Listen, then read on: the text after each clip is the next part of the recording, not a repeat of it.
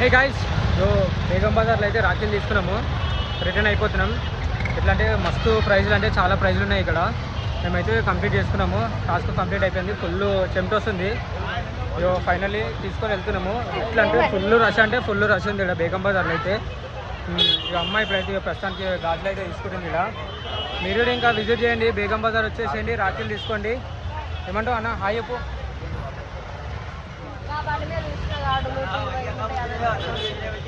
చూడండి గాజులు చూసి డిజైన్ డిజైన్ గాజులు ఉన్నాయి.